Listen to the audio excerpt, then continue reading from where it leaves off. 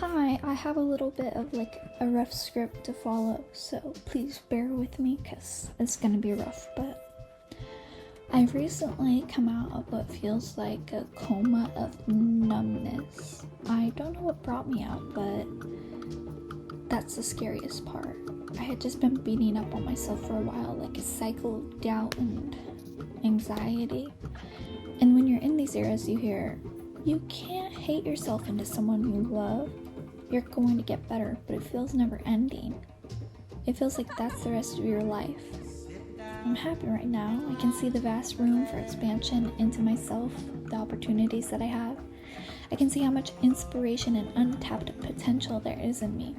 I can get up at the thought of getting up. And what scares me is, a couple weeks before today, I didn't have that. And then months before that, I did. What is this motion I can't control? I look back on videos of the past and wonder where it all went. When back then, I only felt like a shell of a human. I'm not a real person, says Frances Ha. In many ways, I relate to that character as I'm entering the end phases of my teenage years. I have such a little grasp of who I am. Amanda, what are we about to do? We're about to crash a fucking bonfire. Yeah, boy. I'm nervous because what if it's so awkward, dude? Then we'll run away. Ah! Run into the sea. Wait, but like, they seem chill. You have to see what age they are. Yeah, if they're What's like the older, ideal age? Probably like frat. Ew! Well, okay, so what if they're older? And what if they're minors? Like, that's a good in between, no? You can't go with a minor. That's But weird. I don't want frat men. Okay, well, hopefully there's women there. What if it's only men? Okay, let's just sneak Okay. up. Wait, but I kind of want to go to the smaller one. It's more chill. Okay, let's just sneak up. What? What if they have s'mores? Should we go up and say, do you guys have s'mores? Yes. We're going. No, I don't like these people. Maybe not. The small one? Should we switch? Yeah, these are men. Oh? My forehead's out. It looks like I got electrocuted. Low-key, me too. Guys, here's what we learned. Face your fears. Ask strangers for s'mores. Mm-hmm. We went to the first one, and they were like, let us know if you find s'mores. We went to the other people, they gave us marshmallows, and now we're by our own little place eating our marshmallows. Life could not be better. And we brought it back to the other people. Like, Made friends, got marshmallows, win-win. yeah. The second one was a little judgy, but they gave us marshmallows, so you have to get it rounded out somehow, right? Bye, guys. The past few months have been oscillating between pessimism and growth, depression and euphoria, grief and love, loneliness and closeness. I've never had this potent of a time in my life. Everything I feel is multiplied by 10. The emptiness rings sorrow and reverberates through my body. But the good days feel like sunshine on bitter skin. I hold on to them tightly because I'm scared for them to slip through. How is this feeling I have right now so fleeting? How will I lose it? Why can't it stay in my grasp? I've been sad for so long. I'd like to take credit for going to the gym, indulging in my hobbies, and getting out of bed. But it's an external factor motivating me. I don't wake up tired and devoid of feeling. I wake up energized for the next day. Where did this come from, and what if it goes away again? Some days I feel the heat and thank it for blooming flowers and the goodbyes of the rain. Other days I'm sweltering and cursing the pollen for making me sneeze uncomfortable in my skin. I feel like I have no one when I know that's not true, but there's a duality to this feeling.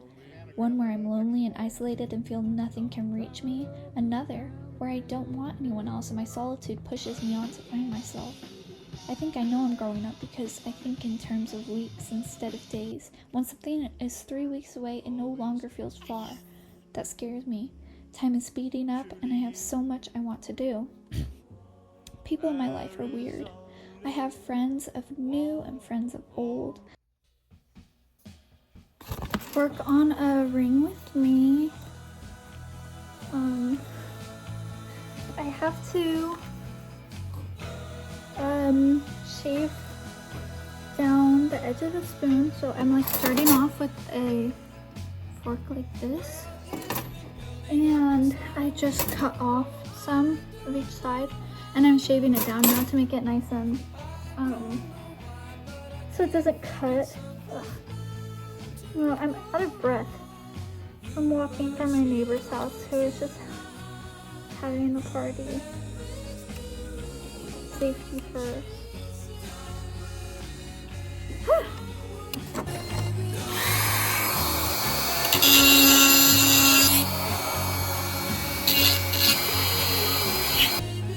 Hot in here.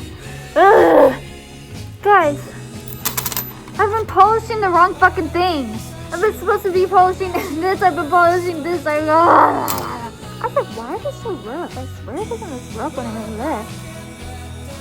Golly gee. I'm mad. Time to do the real freaking thing.